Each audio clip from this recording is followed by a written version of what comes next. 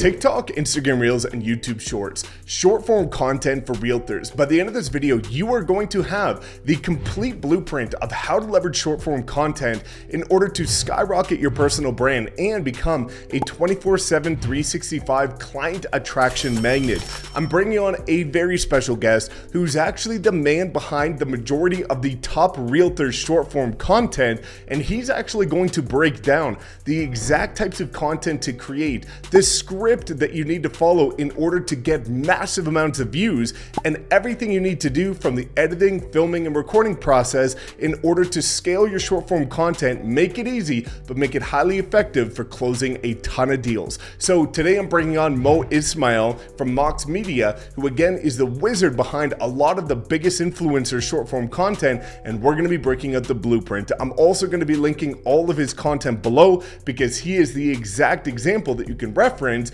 if you want to know some video ideas that you can create. So without further ado, let's bring on the king of short form content and give you the blueprint of how to crush it this year. What's going on, guys? Welcome back to another video. Super excited to have on a very special guest today to talk about a very hot topic that a lot of you guys are extremely interested about. So we're going to be diving into all things short form today: TikTok, Instagram Reels, YouTube Shorts, and the vertical format video that a lot of people are starting to lean into because of the mass organic engagement. And there's nobody better to talk about this than Mo Ismail from Mox Media, a good buddy of mine who has worked with a lot of the people that you likely follow in this space to help them blow up their short form. So we're going to be diving in, but first, just wanted to give you a quick welcome. Mo, what's going on, brother?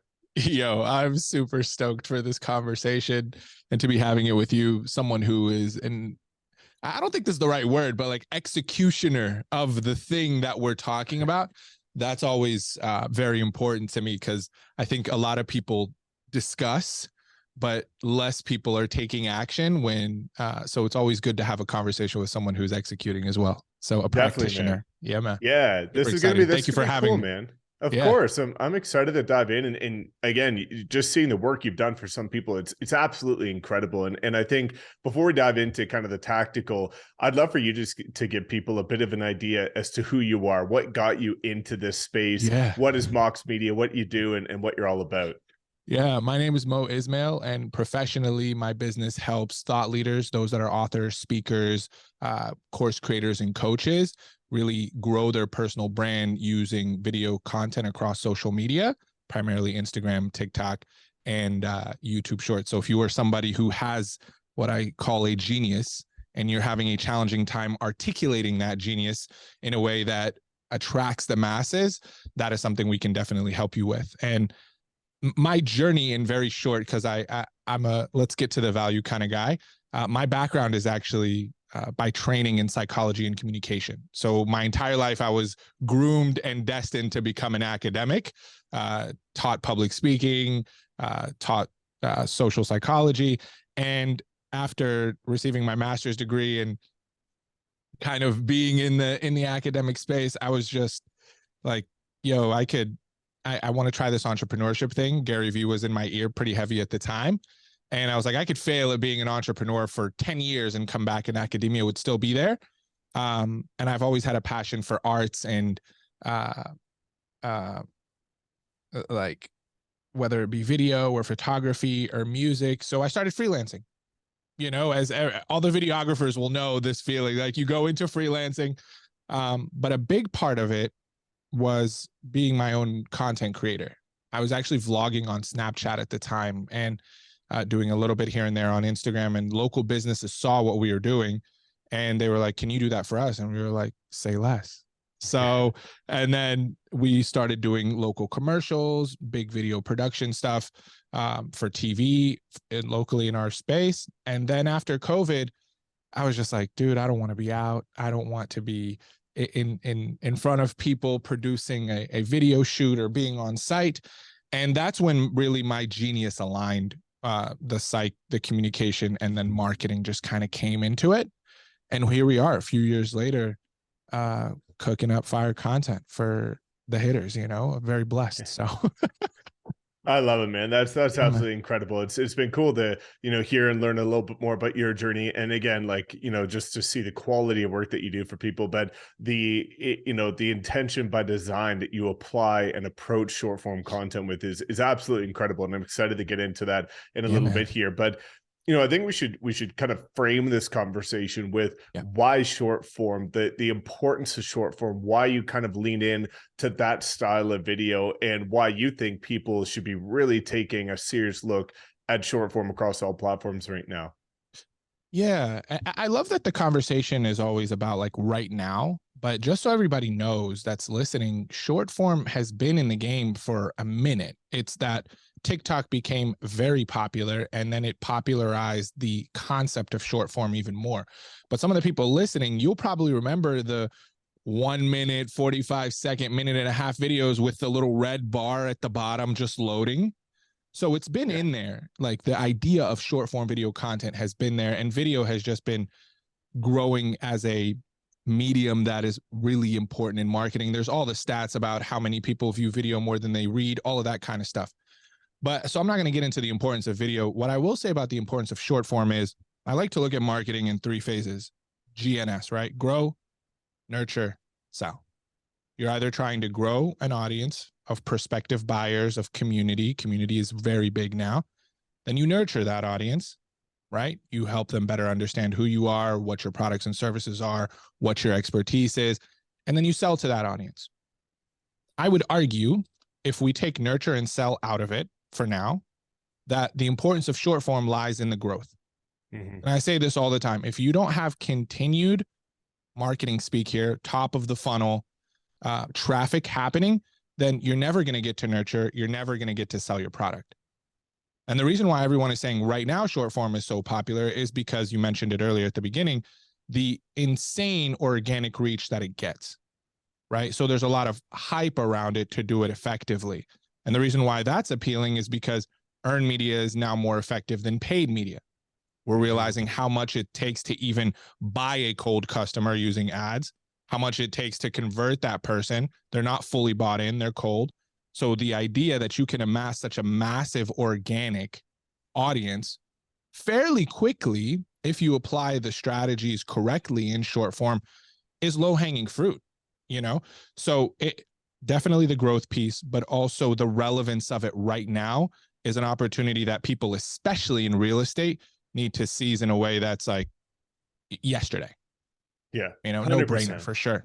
Mm-hmm. Yeah, man, and I love that you talk about that, because I think, one of the things I see, especially in real estate, and I love that you took it with the angle of paid versus earned media, because I find that a lot of people are kind of consumed by this instant gratification Yes. approach to lead generation, where their mindset is they get the dopamine effect of getting a lead. They want to run Facebook ads, Instagram ads, whatever ads, they get the lead. But what they don't account for is the astronomical amount of time it takes to nurture the leads, the very, very small window that actually converts. But what they're looking at is the instant gratification of the lead. And what they're not taking into account is how that relates to short form, where yes, it is more of a delayed gratification approach. Yes, you're going to have to put the time in, but then it goes exponential. And now you've got people coming to you where the conversion's higher. It's on Yes. autopilot. They've already liked, know, and trust you. And I personally think that if you look at maybe a bigger window, 3 to 5 year window, and you look at Yes. organic content versus lead generation, paid lead generation, you would actually spend a lot less time on the earned media side once it starts to connect and you're consistent and build momentum than the paid ad side, when you factor in all of the things that people are not even thinking about, which is what happens after the lead. And I Right. love that you really went with that angle, because you even look at people like Alex Hormozy now, where, he used to spend, $2 million a month on paid ads. Now he's spending $70,000 a month on organic content, getting the same number of impressions, right? So I think that's really important to, decipher here, is a lot of people kind of gets consumed by the tangible progress, but not looking at the intangible momentum that you could build with organic content like short form. So I think that's kind of a perfect segue into something that I learned a lot from you when we were down in the mastermind in Santa Monica, Mm-hmm. which is the type of content that helps grow your audience. Mhm. Because I started realizing that a lot of my content and a lot of my growth was being stunted because I wasn't necessarily creating content for the right audience in order to Mhm. bring them into that top of funnel. And I think a lot of people fall victim to that because it's just second nature. They don't have the thought leaders like you that can actually help us look at things from an outside view. So why don't you dive into the type of content and the levels of awareness maybe, and maybe an example of what actually helps grow an audience, because you've helped some people blow their audiences out. Yeah, yeah. I love the segue into that, and I'll answer the last question here in a second. But I want to not harp, but emphasize something that you said that I believe is brilliant, because it is a complete paradigm shift for the person executing these strategies, which is ads are designed for sales. Content is designed for brand. Mhm. In the real estate space, whether you're in the mortgage or you're a realtor, right? You guys are inundated with a philosophy of closed mouths don't get fed, sales, sales, sales, right? No, the more door knocks, it's a contact sport. And this is all true. The issue with that mentality going into content is that you fizzle out in the first 90 to 180 days because you're still operating with a sales mentality. This is not run an ad, get a lead, converse with the lead. This is not knock on a door, have a conversation, follow up, follow up, follow up, put them in your CR. This is a brand building game. This is dedicate a year to 2 years of being at the top of someone's mind incessantly, consistently, until they are even like in a position to ask you for the sale, unless you're actively nurturing them into some sort of pipeline. So your mindset going into this, before I give you the tactical, if you're listening and watching, is how committed am I to building my own personal brand? So when someone is ready to buy, I am the first person that comes to mind. And I can't remember who it was, but I watched a short form piece of content as I was studying content. And a gentleman on stage was like, he was like, the best marketer wins in a commoditized business. I would argue, no disrespect, real estate is a commoditized business, unless you're a hitter who understands that it takes a level of discipline, a level of consistency to win at this game. But it is commoditized. There's houses and there's a bunch of people trying to sell houses. So you have to be loud, for lack of a better term, with your content. And the best marketer just means somebody who is able to communicate something in a way that gets somebody to listen and be there consistently. So Yeah. I just Oh, wanted to well, touch. Yeah. and I have to touch on that too, just before we get into that tactical, because I've been talking a lot about this right now as we're going into the market shift. Because what's Mhm. happening is during the market shift, this is now another perspective shift where now it is a nurturing game and a top of mind brand game where it's less of how can I get people to sell today and more of when people want to buy or sell in 6, 12, 18, 24 months from now, how am I the one Yes. that they think about? So it's more of, again, you're now putting the deposits in to build that foundation where you've got all the agents checking out of the business because of the fact that things are getting difficult and people get fearful and scared. And Yes. now this is the number one time to take market share, but you have to look at this as a long-term play to build your brand so that when you come out the other side, you're the one everybody's thinking about. Now is the best time because there's a lot of people leaving the business and this is Yeah. ripe for the picking. I mean, this season, because I work with a lot of loan officers, this season is the season that separates the amateurs from the pros, right? Yeah. I've been around and this is not a how much money are you making? This is simply like what kind of professional are you in the industry, right? I've seen the people that were in it for the quick funds, and I've seen the people that have been in it for 30 years. And the people that are in it for 30 years that are making 7 to 8 figures or doing hundreds of millions in volume recognize that this is an opportunity that's going to take people out of the market because it's no longer easy. Rates are not 2%, right? Rates are now in the sixes and the sevens. And it's like, what things can we do to get creative to earn people's eyeballs, to earn people's trust? So when the time comes, we're able to sell to them. So as far as the question of what type of content does grow your audience, let's take like a few steps back and recognize that a lot of us are making the mistake of speaking in content as if the person already knows what it is we do, what it is we sell, and that they've been in the countless meetings, rooms, masterminds, conferences that teach our stuff. So we speak to them as if they're already fully aware of our solution, our brand, our product, and how it's going to help them. This is mistake number one. This is sales speak, right? So to break this down a little further, you have, I think of awareness in marketing as just 5 stages. So you have problem unaware, you have problem aware, solution aware, product aware, and brand aware. So let me break up those 5 very quickly. Problem unaware is this person is completely naive to anything related to what you do. So if we're talking about buying houses, this person probably doesn't even know that there is an ability to spend 20% down versus 3% down. This person probably doesn't even know that there's a difference between living in a rural area and what kind of loan you can get versus a metropolitan area.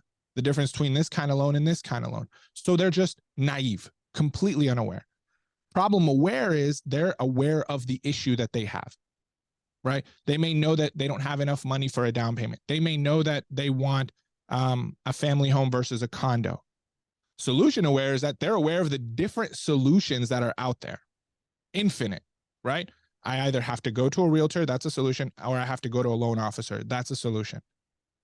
Product aware is where things get interesting, where they are aware of you as well as a select few other products.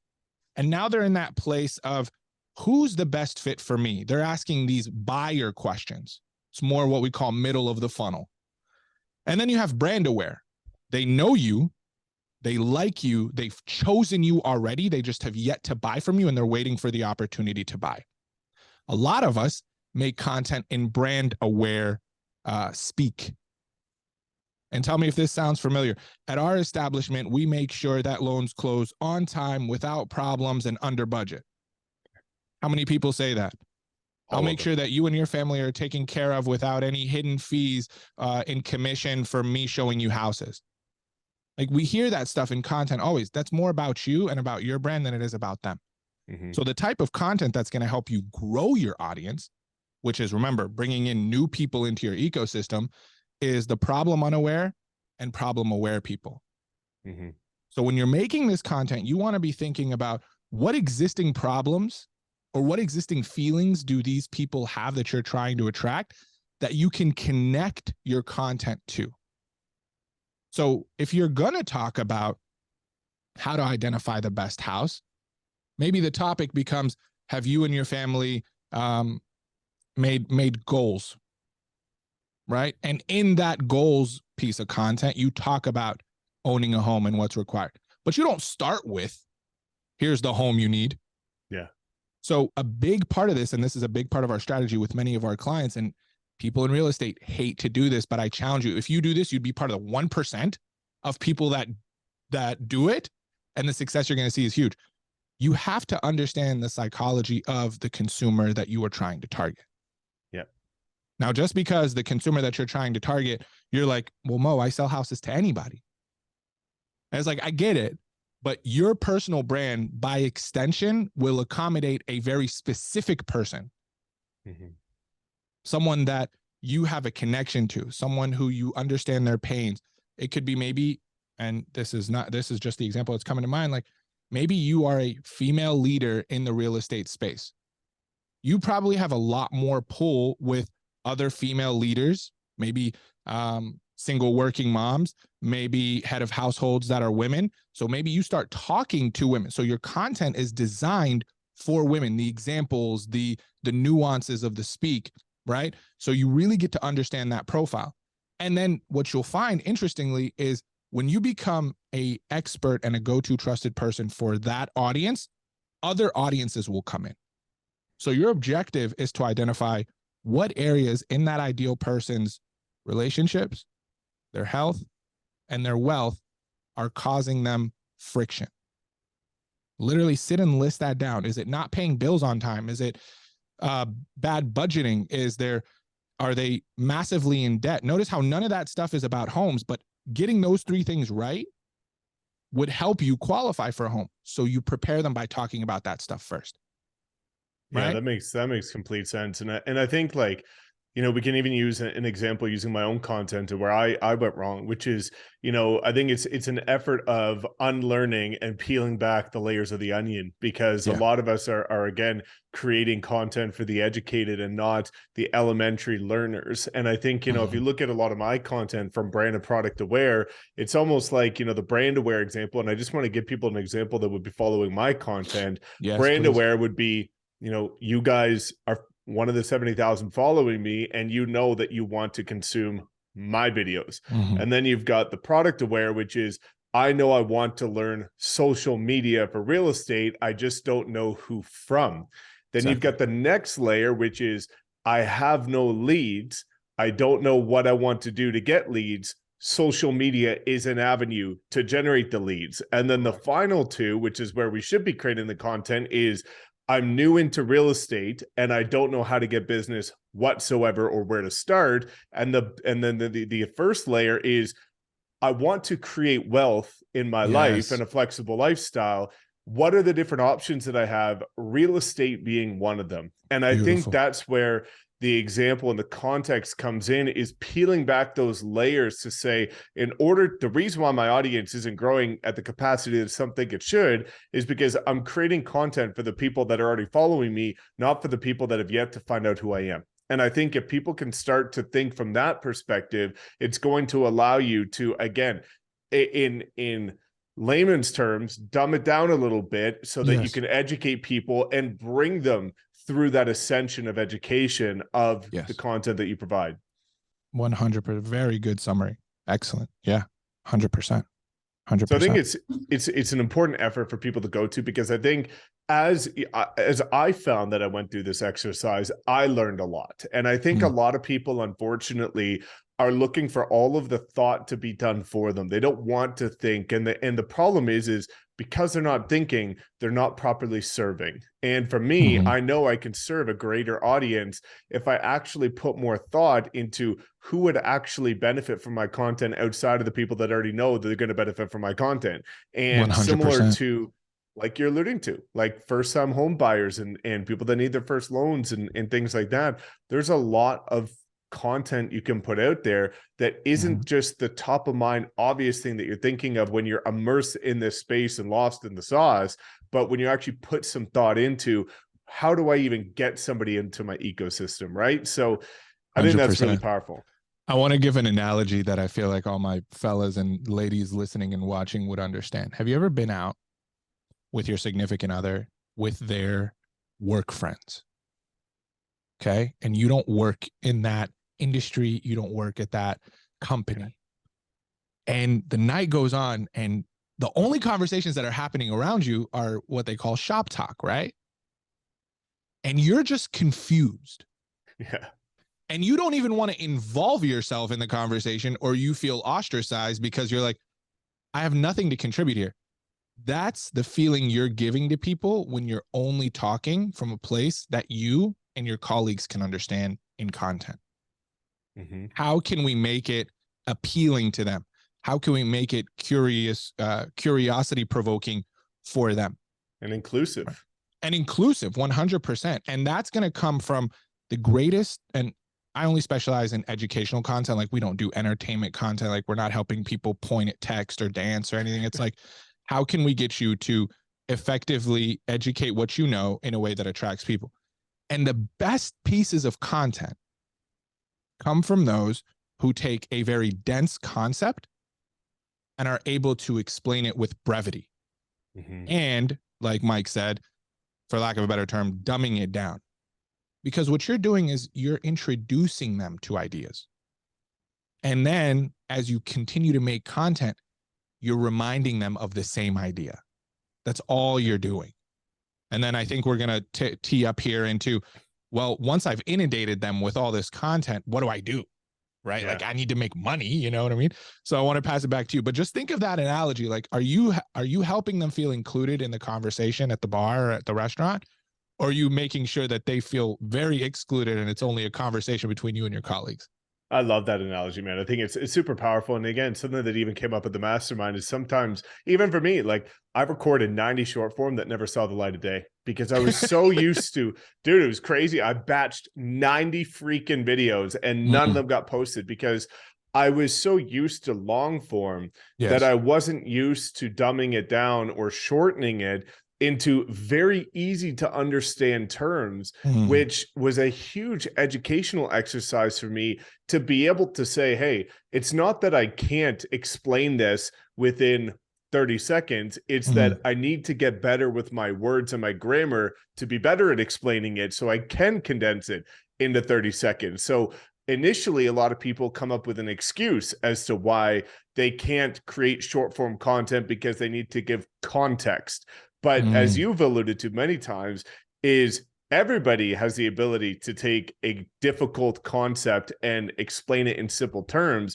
It just comes down to your ability and your skill set in breaking things down in easy to understand ways, which comes from better understanding your topic of field and what you specialize So in. good.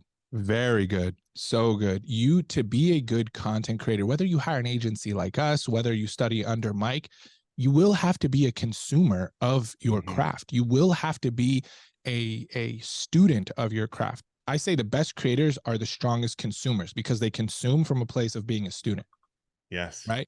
And like, think about, and I've met brilliant people in real estate. I'm like, the conversations you're having in the office when they are ready to buy, where you're helping them, you're easing their nerves, you're making them feel more secure and safe in a very big decision. How can we bring that to life 5 steps before they ever need to buy a house? Mhm. Right? It's so good, that piece that you said. You are going to have to really understand your stuff.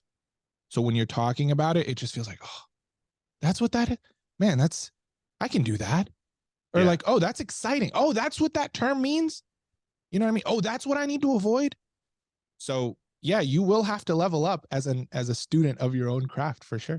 For Yeah, sure. and I find it almost empowers the audience because now they feel smart because now Mhm. now they understand a difficult concept that nobody else could explain, which makes you very followable in order to grow your So good. audience. And I think too, it's like I always talk about this is leveraging social media as a tool, not a toy. It's Mhm. start consuming content for educational purposes, not just entertainment purposes, which is Mhm. when I'm watching Neil Holm or any of these other people that you've worked with, I couldn't care less what they're saying. I care about how they're saying it. I care about Mhm. why they're saying it and how it's actually being presented because it's not so much about the words, it's about the delivery. And a lot of people are consuming it and just listening to it and saying, that was a good point.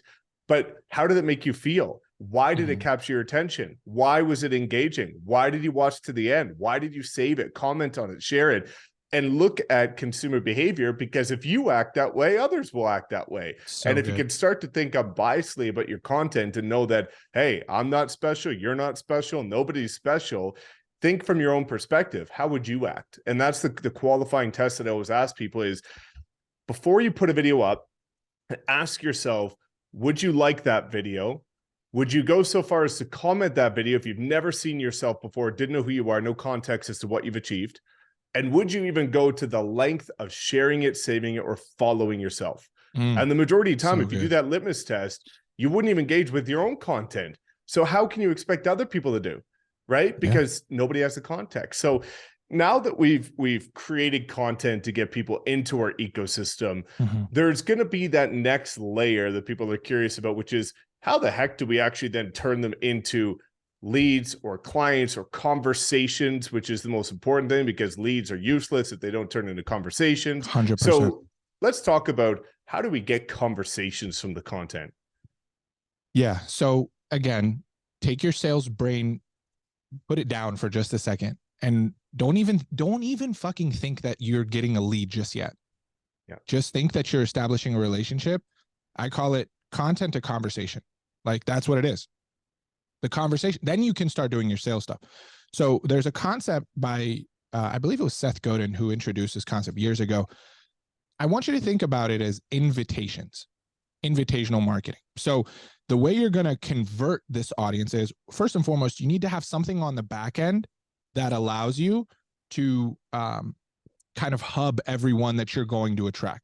So the mistake that people make, I made this mistake early on because I would argue I'm a content creator first than I am an entrepreneur. So you learn these things trial by fire, is they make great content. They have a huge following, but they have no place where that following can be hubbed for them to then converse with them.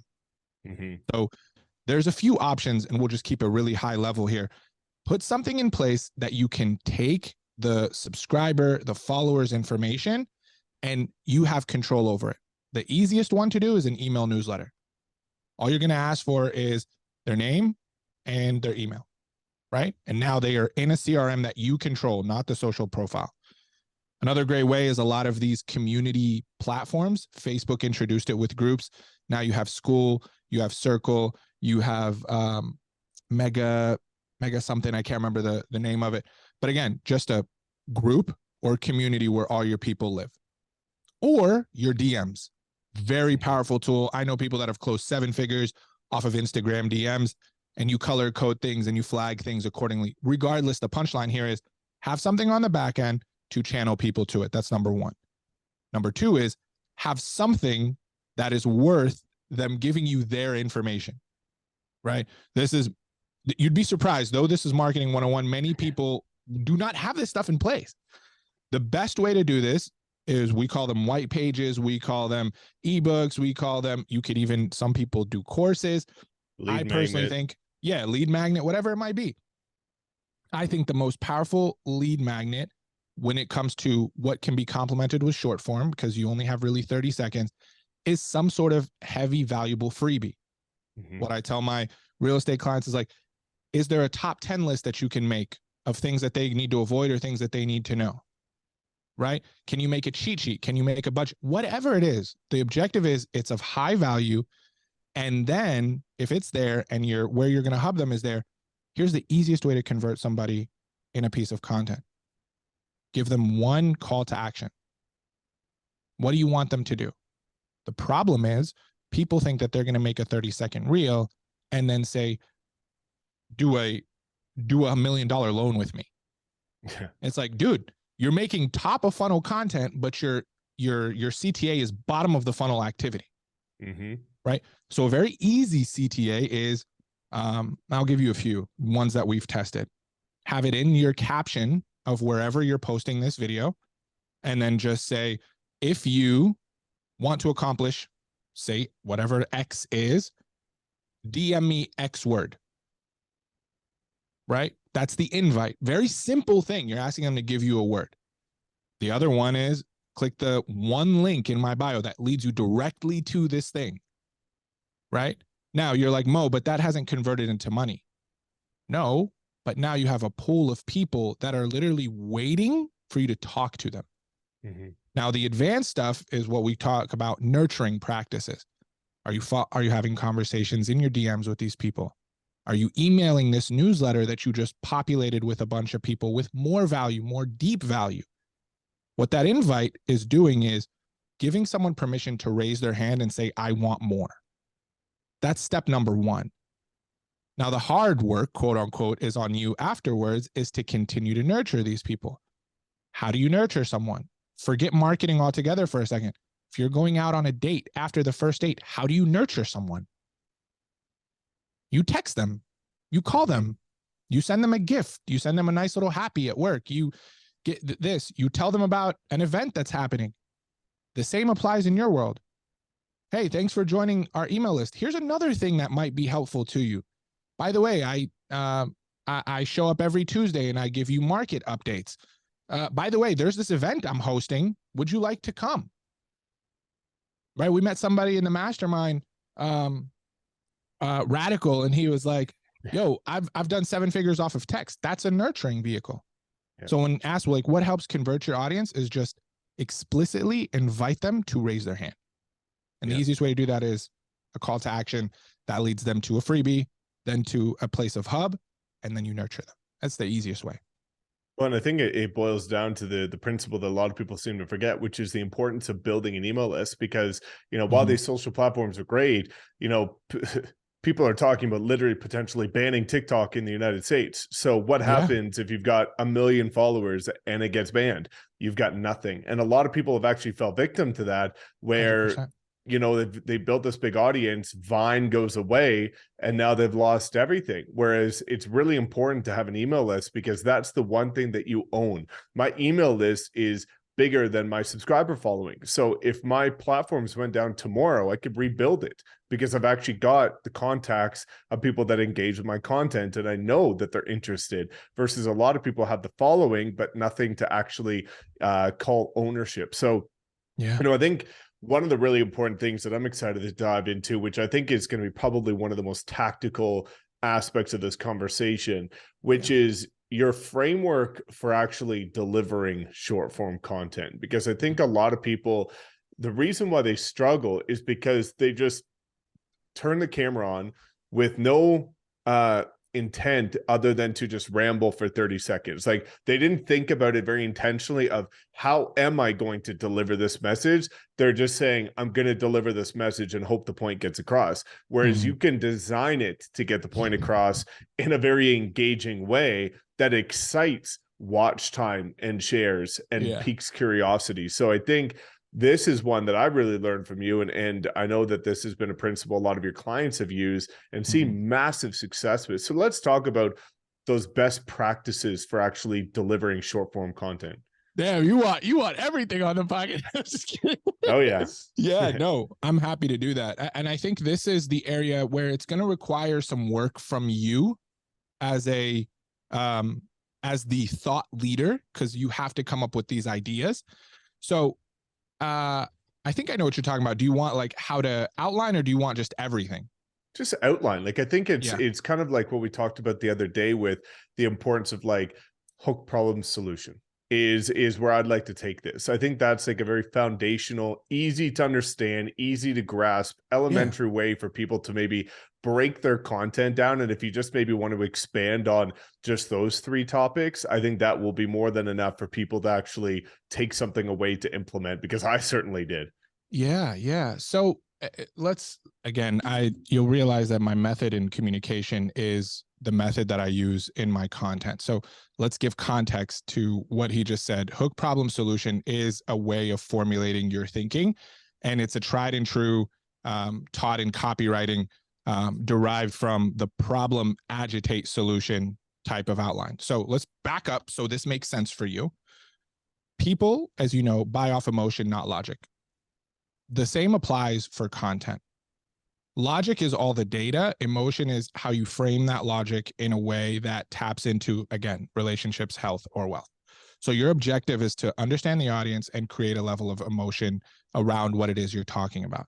So the problem, agitate, solution outline is explicitly say their problem, agitate it, so make them realize the consequences of continuing to live in that problem, and then give them a solution. For that to work, though, for that structure to work, you need to understand, this is the most critical part of all of this, their desired future state. And your responsibility is to bridge that gap. So whatever their desired future state is, highlight the problem they're experiencing, agitate it, and then give it the solution.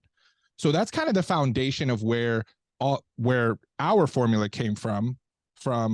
You can tell I'm an academic because I cite my sources, but that's primarily where, and I'm pulling up exactly what it is so I can be in front of you guys ready for it, but that's where it was derived from.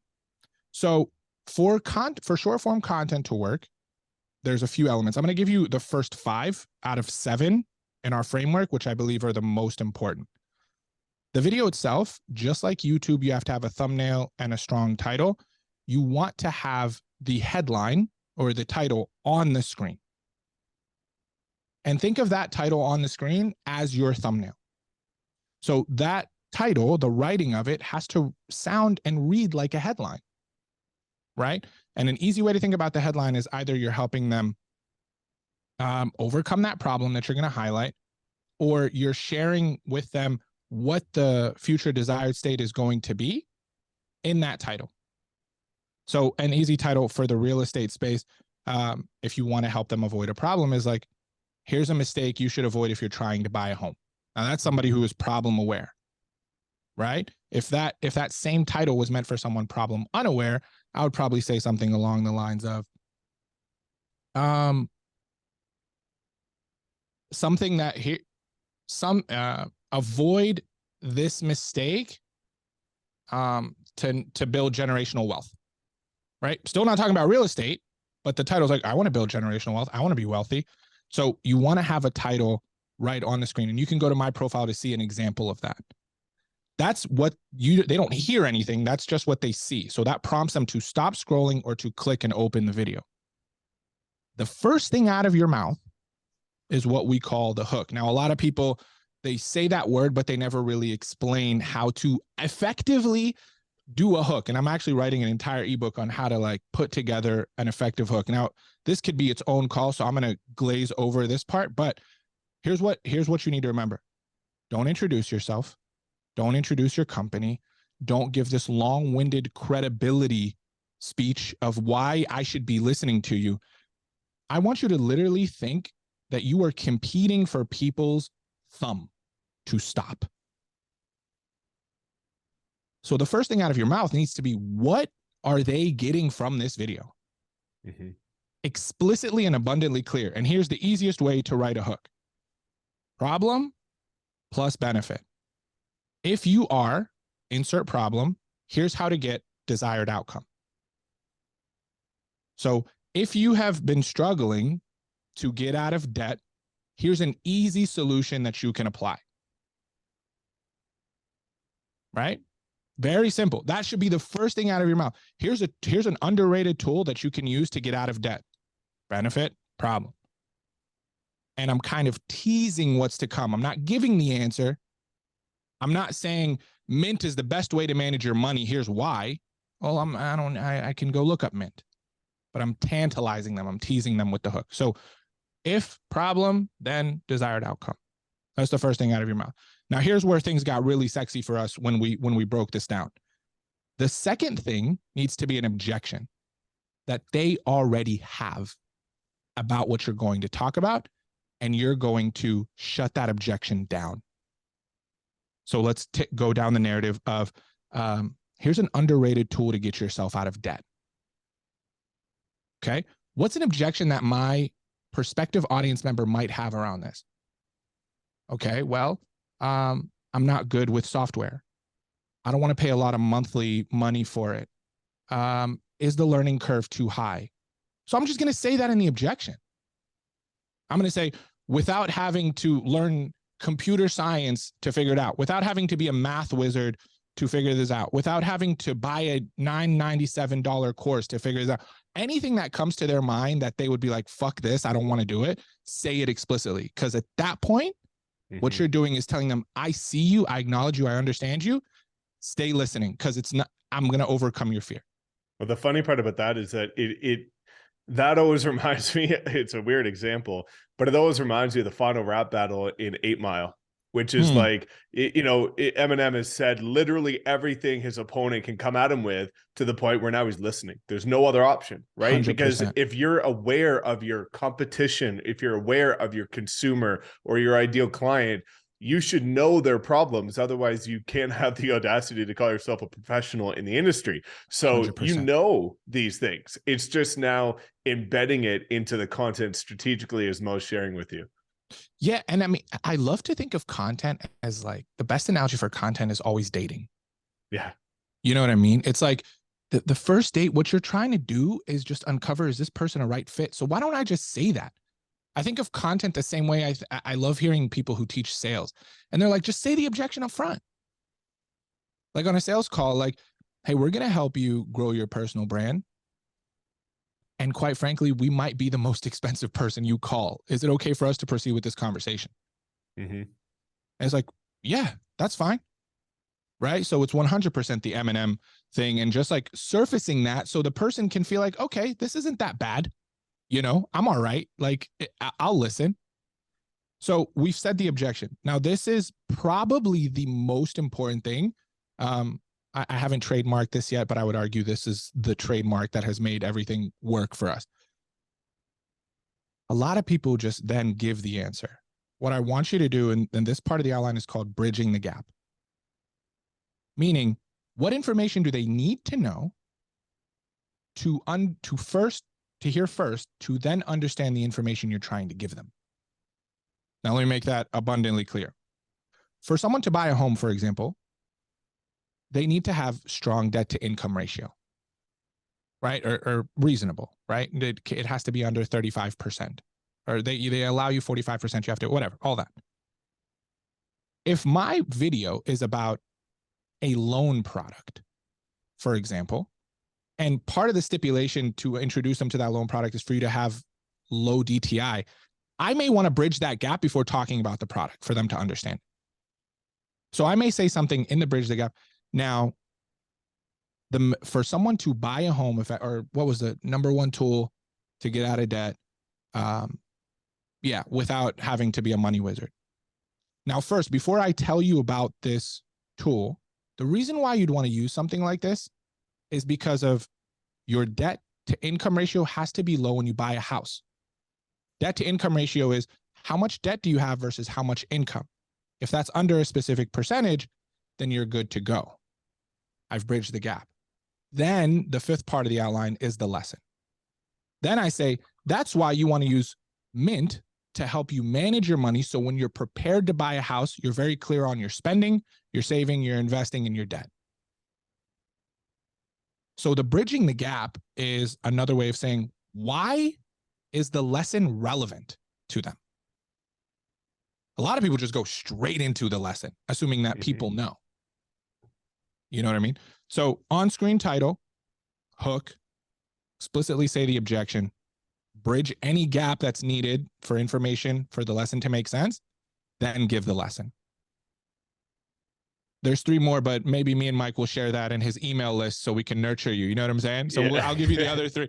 There's a total of 8. And again, this is like, you're like, oh my God, Mo, this is too complicated. It's like, I'm doing all this in 15 to 30 seconds. Like some of these are just one lines. Yeah.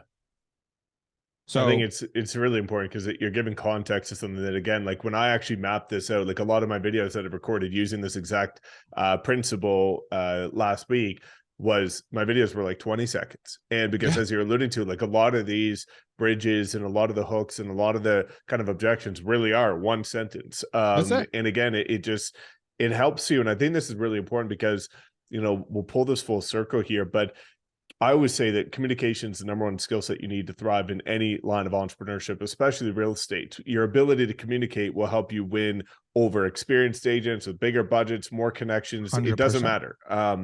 And this allows you to enhance your communication skills, because the problem most agents have, and I get this feedback of why people like my content, is I get straight to the point. There's no long-winded intro videos. There's no fluff and stories. It is just, here's the value. And a lot of agents that I talk to that, you know, are kind of good at production, but not good at content, is they are just so used to talking and talking and talking that they don't get to the point. And when you can get to the point quicker, it hits harder and it makes you seem more educated. So I think this is a really good exercise that's going to help you with your listing presentations, with your buyer's presentations, with your online lead follow-up, with all of the different conversations you have, because you're going to be so much more tactical with the words that you're delivering and intentional with how you're delivering it. So I think to kind of pull this full circle, there's going to be a lot of people that are going to get to this point that are fired up and ready to take action. They're going to be stoked because now they actually have a bit of a framework to follow that is proven, tried, true, tested.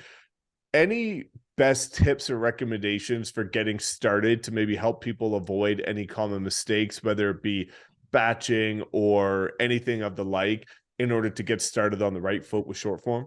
Yeah, I think identify your capacity. What is your existing bandwidth? Because a lot of people are going to look at this and be like, oh my God, this is work. I could be on the phone. I could be selling. Again, remember, this is a one effort that will compound over time, that will at one point breach over and then lead to a plethora of conversations. So identify your capacity. If through the work week, you have maybe 1 or 2 hours a day or 1 hour a day, so that's 5 hours a week for content, then match the output to that capacity. A lot of the biggest mistake people make is like, I want to be the next Gary Vee. I want to be the next Ed Milet. I want to be the next Alex Hormozy out the gate. And it's like, you don't even have the muscle yet for that. So identify your capacity. And then the way I look at content creation, like my best tips is I have an acronym called ICED, which is ideate, create, edit, and then distribute. Out of those 5 hours, dedicate solely time for ideation. It's a different muscle in the brain. Coming up with ideas, looking at popular topics, looking at comps, who's saying what are they saying? How do you say it differently? And then the creation part, allocate time to just sitting and writing. You're not filming yet. Sitting and writing. And this could be outlined, so quick notes, or word for word script. And then what Mike said, sit down and batch 30, 40 pieces of content over the span of 2 to 3 hours, right? That's going to be a month long, 2 months, 3 months worth of content. Okay. So you're going to sit down and you're going to just batch create. And then I don't even want to really talk about the editing too much, because to me, a lot of people think that's the hardest. I would argue that is the simplest part. If you have the capital, find someone. If not, there's tools like captions on your phone or Descript that automate all of those little things that you see, the subtitles and whatnot, and you can do small movements. So that's my biggest thing, is like identify your capacity, work within it, and schedule out based on that capacity. If your capacity allows you for 3 pieces of content a week, consistently commit to 3 pieces of content a week. Don't try to overdo it until you build that muscle. Yeah, I love that. Now, I'll just say one last thing, because I know this is what gets in people's way. You don't need fancy gear. You don't need an overproduced show. Like, minimize the friction to getting to the finish line. Your phone, perfect. Get a good light, $100 on Amazon. Okay. And a decent mic. It can be a condensed mic like the one I'm using here, or it can be a shotgun mic, which is something that goes directly into your phone. All in, if you already have the phone, your gear's not going to cost you more than like $200. And then sit and go.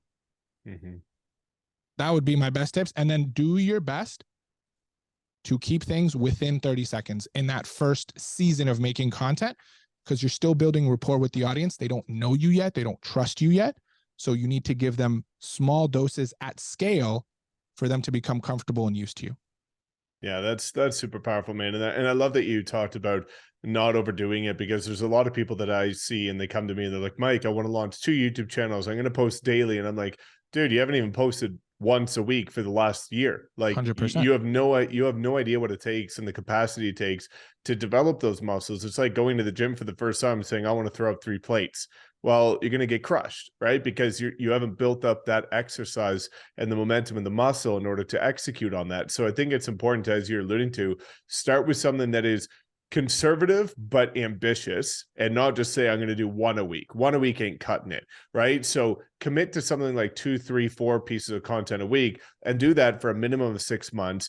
And then look at how you can increase the bandwidth and the volume once you become more proficient at it, because you're going to develop the muscle and become a lot better at it. So I think, man, to bring this full circle, just because you've poured into everybody, and this is just one that I'm so freaking excited about because of the value and the synergy that we have in the same space, is there's going to be a lot of people that are curious about how they can actually work with you. And I think you've got a similar principle as I do with my branding agency, which is that it's not for the new agents that don't have any money to spend. You can do that for free yourself. But we do have an option for the people that do have a more flexible budget, that can invest into their business and have this dialed in by people that do this all day, every day. So let's talk about that and wrap it up with, what is it like to work with you, and how do people get in touch with you? Because I'll include all of the links in the description and the pinned comment. Absolutely. First and foremost, like, thank you for the opportunity to be here. I'm stoked to just be jamming it with you. And I hope that many people got as much value as I could bring them. The way to work with me and my team, there's a few different options in our quote unquote product ecosystem, right? If you're in your early stages, you don't need to work with me. Just follow me, give me your attention. I'd be honored to have it. And you can watch the content, consume the content, learn from there. We are launching a YouTube channel going into 2023. So that's really exciting as well. The second option is I have a starter course called the Video Content Cookery. You can go to our site. So www.mox.media, entry level, and you'll turn off that course and be able to immediately start making content. I made it with that intention to where there's no excuse. Like, it's disgustingly simple for you to just hit go. And the other tier is a fully,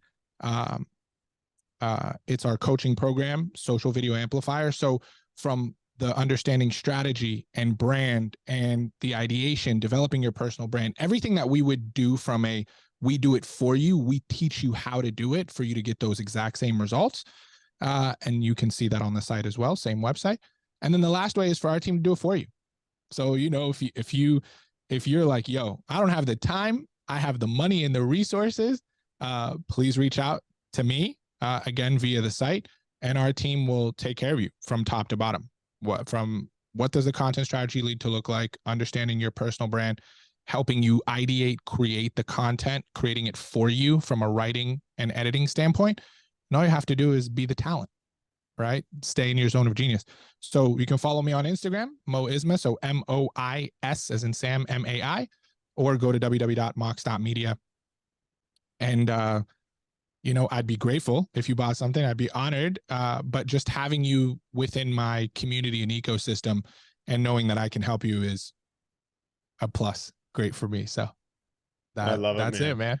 Yeah. No, and I'm super excited because we've got some really cool things in the works together. And I Yeah. know that there's going to be some awesome collaborations coming up that is going to, you know, really over deliver on what people are expecting. So I couldn't be more excited to be aligning with people like you that are just absolute ninjas and wizards in this space. And again, thank you for Likewise. pouring into everybody today. So guys, again, as mentioned, I will always link most stuff in the description and pinned comments. So you can check out all of his profiles. And once his channel launches, I'll put it in there as well. And make sure you go give him a follow and study his content for educational purposes and mimic it or model it for your own business. So thanks so much for tuning in.